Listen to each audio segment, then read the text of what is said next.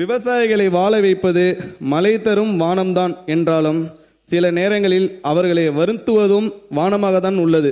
இந்த ஆண்டு ஏற்பட்டுள்ள சூப்பர் எல்னினோ நிகழ்வினால் நாடு முழுவதும் குறிப்பாக குறுவை பருவத்தில் பெரும் தாக்கம் ஏற்படும் என்று எதிர்பார்க்கப்படுகிறது.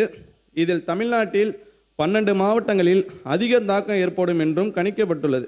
எனவே தமிழ்நாடு வேளாண்மை பல்கலைக்கழகத்தால் அனைத்து மாவட்டங்களுக்கும் தயாரிக்கப்பட்டுள்ள மாவட்ட வேளாண்மை இடை ஏற்பாட்டு திட்டம் டிஸ்ட்ரிக்ட் அக்ரிகல்ச்சரல் பிளான் மாவட்ட ஆட்சியர்களுக்கு அனுப்பப்பட்டு அவற்றில் குறிப்பிடப்பட்டுள்ள நடவடிக்கைகளை ஒருங்கிணைந்த முறையில் செயல்படுத்த அனைத்து ஏற்பாடுகளும் தீவிரப்படுத்தப்பட்டுள்ளன.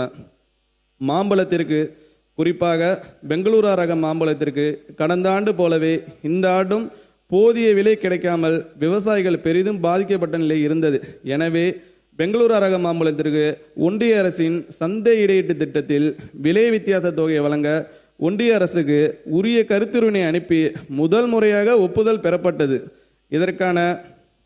இதற்கான நெறிமுறைகள் வகுக்கப்பட்டு திட்டம் தொடங்கப்படுவதற்குள் பெங்களூரு ரகத்தின் அறுவடை முடிவுற்ற நிலையில் 6 மெட்ரிக் டன் மட்டுமே கொள்முதல் செய்யப்பட்டிருந்தாலும் திட்ட நடைமுறைகள் தெளிவாக வகுக்கப்பட்டிருப்பதால் இனி வருங்காலங்களில் இத்தகைய நிகழ்வுகளை விரைவாக எதிர்கொள்ள வேளாண்மை உழவர் நலத்துறை முற்றிலும் தயாராக உள்ளது.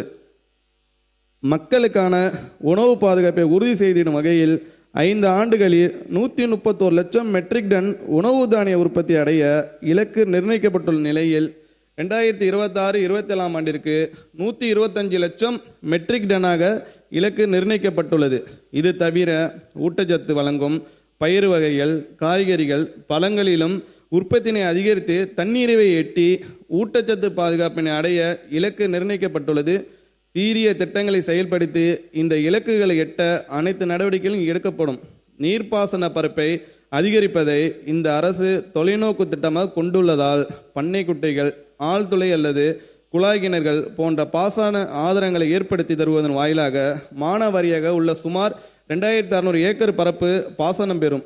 இது தவிர நுண்ணீர் பாசன அமைப்புகளால் பாசன நீர் பயன்பாட்டு திறனை அதிகரிப்பதன் வாயிலாக சுமார் 50,000 ஏக்கர் கூடுதலாக பாசனம் பெறும். நம்முடைய மாண்புமிகு முதலமைச்சர் அவர்கள் அடுத்த பிறவியில் தாம் விவசாய குடும்பத்தில் பிறக்க வேண்டும் என்றார். ஆனால் இப்போதே அவர் எல்லா விவசாய குடும்பங்களுக்கும் மகனாக தான் இருக்கிறார்.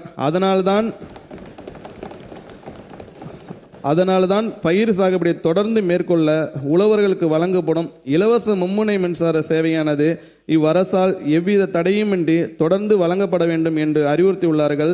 அதன்படி 2026-27 ஆண்டில் இலவச மின் இணைப்புகளுக்கான கட்டண தொகையாக தமிழ்நாடு மின் பகிர்மான கழகத்திற்கு 7,432 கோடியே 58 லட்சம் ரூபாய் வழங்கப்படும். இயற்கை சீற்றங்களால் நிகழும் பாதிப்புகளினால் ஏற்படும் வருவாய் இழப்பினை ஈடு செய்ய பயிர் காப்பீட்டு இழப்பீட்டு தொகையும், இயற்கை பேரிடர் காலங்களில் பாதிக்கப்பட்ட விவசாயிகளுக்கு பயிர் சேதங்களுக்குரிய நிவாரணமும் வழங்கி அவர்களின் வாழ்வாதாரத்தை உறுதி செய்யும் நடவடிக்கைகள் இந்த அரசால் தொடர்ந்து செயல்படுத்தப்படும்.